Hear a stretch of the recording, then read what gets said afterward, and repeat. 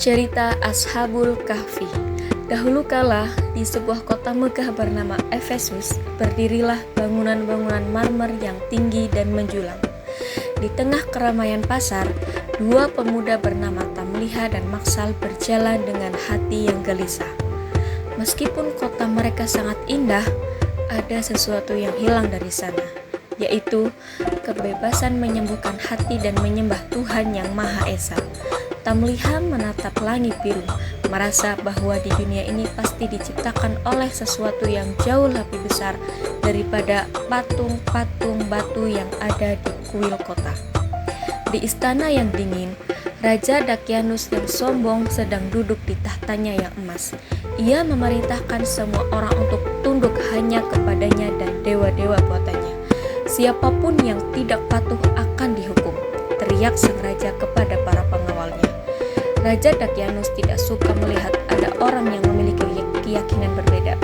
Ia merasa dirinya adalah penguasa segalanya, dan matanya selalu mencari-cari siapa saja yang berani menentangnya. Tamliha dan Maksal bertemu secara rahasia di sebuah rumah kecil. Mereka tahu bahwa tinggal di kota itu tidak lagi aman bagi iman mereka.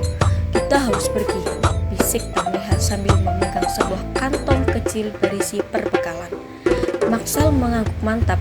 Meskipun hatinya sedih harus meninggalkan rumahnya, mereka memilih untuk menyelamatkan iman mereka daripada hidup mewah namun dalam kebohongan.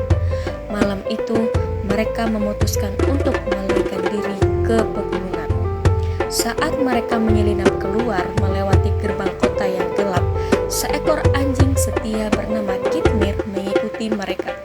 Tamliha mencoba menyuruhnya pulang agar tidak dalam bahaya, namun Kitmir tetap mengikuti dengan setia. Kitmir menggoyangkan ekornya dan menatap Tamliha seolah berkata bahwa ia akan menjaga mereka. Akhirnya mereka membiarkan Kitmir untuk ikut dalam perjalanan panjang mendaki gunung yang terjal di bawah sinar rembulan. Perjalanan itu sangat melelahkan. Maksal dan seorang teman lainnya yaitu Arit saling membantu mendaki bebatuan yang tajam. Mereka bisa mendengar suara derap kaki kuda dari kejauhan, yaitu pasukan Raja Dakyanus sedang mengejar. "Cepat, kita harus menemukan tempat untuk bersembunyi," seru Maksal. Mereka terus memanjat lebih tinggi, mencari celah di antara tebing-tebing raksasa yang bisa melindungi mereka dari kejaran tentara zalim tersebut. Akhirnya, mereka menemukan sebuah gua yang tersembunyi di lereng gunung Tihayus. Tamliha dan Arit segera masuk ke dalam kegelapan gua yang sejuk. Di dalam sana, mereka bersujud dan berdoa dengan khusyuk. "Ya Allah, berikanlah rahmat-Mu kepada kami, dan berikanlah petunjuk yang lurus dalam urusan kami," doa Tamliha. Mereka sangat tenang karena yakin bahwa Allah akan melindungi mereka. Rasa kantuk yang luar biasa tiba-tiba menyerang mereka. Allah menutup pendengaran dan penglihatan mereka, memberikan mereka tidur yang sangat nyenyak sebagai perlindungan. Tamliha dan Maksal berbaring berdampingan di atas tanah gua yang lembut. Mereka tidak tahu bahwa ini bukanlah tidur biasa. Allah menjaga tubuh mereka agar tetap sehat, membolak-balikan tubuh mereka ke kanan dan ke kiri agar tidak rusak dimakan tanah. Di depan mulut gua, Kitmir menjulurkan kedua kaki depannya dan berjaga dengan setia. Matahari terbit dan terbenam, bergeser ke kanan dan ke kiri dari mulut gua agar sinarnya tidak membakar kulit para pemuda itu. Tahun berganti tahun, dekade berganti dekade, hingga 300 tahun lebih telah berlalu.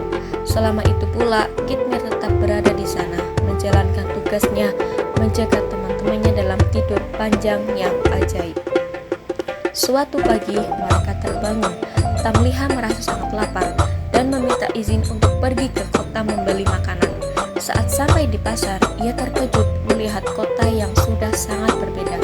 Ketika ia menyodorkan sekeping uang logam kuno kepada seorang pedagang, sang pedagang terbelalak heran.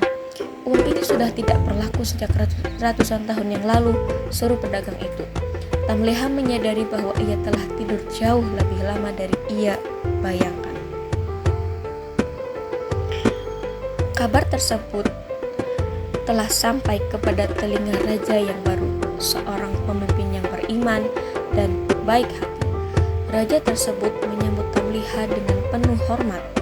Kisah kalian adalah tanda kekuasaan Allah, ujar sang raja. Tamliha dan teman-temannya akhirnya menyadari bahwa Allah telah menunjukkan keajaiban besar untuk melindungi iman mereka. Mereka pun kembali ke gua dengan tenang dan meninggalkan pesan abadi bagi dunia bahwa Allah akan selalu menjaga siapa saja yang berpegang teguh pada kebenaran.